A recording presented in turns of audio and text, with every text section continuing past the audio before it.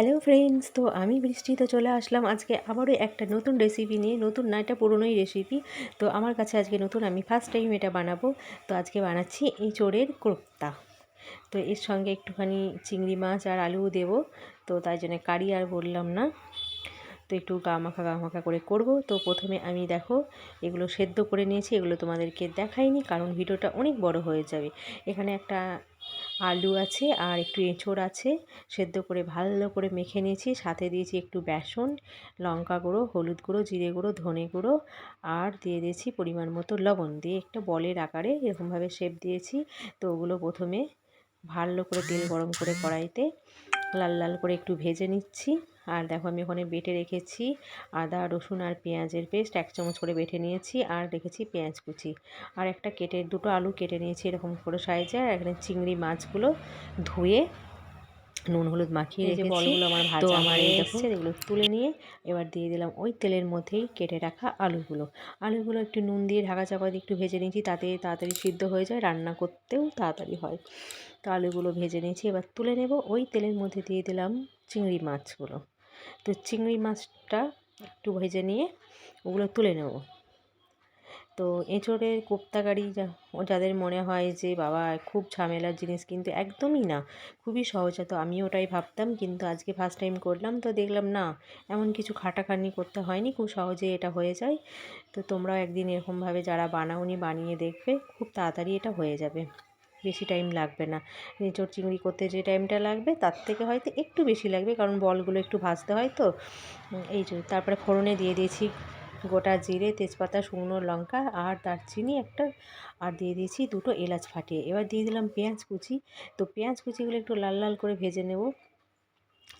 দিয়ে তারপরে পেঁয়াজ কুচিটা একটু ভাজা হয়ে গেলে পারে, এই তো পেঁয়াজ কুচি ভাজা হয়ে গেছে। তো এবার দিয়ে দিলাম ওর মধ্যে একটু লঙ্কার গুঁড়ো আর একটু দিয়ে দিচ্ছি হলুদ গুঁড়ো। তো আমি কিন্তু কালারের জন্য কাশ্মীরি লঙ্কা ব্যবহার করি না। তো এরকমভাবে একটু তেলের মধ্যে হলুদ আর লঙ্কা গুঁড়ো দিলে কালারটা খুব সুন্দর হয়। তো দিয়ে দেবো সামান্য একটু জল, যাতে হলুদ গুঁড়ো আর লঙ্কা গুঁড়োটা না পুড়ে যায়। তো এরপর দিয়ে দেবো একটু জিরে গুঁড়ো আর দিয়ে দেবো ধনে গুঁড়ো। তো সব কিছু ভালোভাবে মিশিয়ে আবারও কিছুক্ষণ একটু কষিয়ে নেবো, একটুখানি, বেশিক্ষণ না। তো একটু কষিয়ে নেওয়ার পরেই দিয়ে দেবো বেটে রাখা রসুনটা দিয়ে আবারও 2 মিনিট মতো একটু কষিয়ে নেব।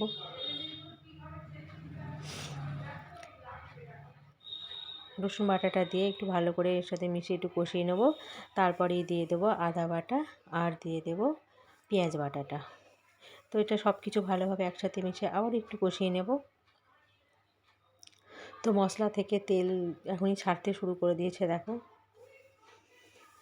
তো আমি এরকমভাবে মশলাটা কষলি আমার মনে হয় যেন এটাই আমার ভালো হয়, এইভাবে কষলে পারে। তো এবার দিয়ে দিলাম পরিমাণ মতো লবণ আর দিয়ে দেবো একটা কেটে রাখা টমেটো। তো সব কিছু ভালোভাবে আবারও মিশিয়ে একটু ঢেকে কষিয়ে নেব, তাহলে টমেটোটা একদম নরম হয়ে ওর সাথে মিশে যাবে। এই দেখো মশলাটা আমার তেল ছেড়ে দিয়েছে, দেখেছো? আর কত সুন্দর কষানো হয়েছে দেখেই বুঝতে পারছো। তো এবার দিয়ে দেবো সেই আলু আর চিংড়ি। তো আলু আর চিংড়ি দিয়ে এতে সামান্য একটু জল দিয়ে দেবো। তো জল দিয়ে আবারও কিছুক্ষণ একটুখানি আলুগুলোর সাথে চিংড়ি মাছগুলো কষিয়ে নেব। এই দেখো কষানো হয়ে গেছে, তেল ছেড়ে দিয়েছে।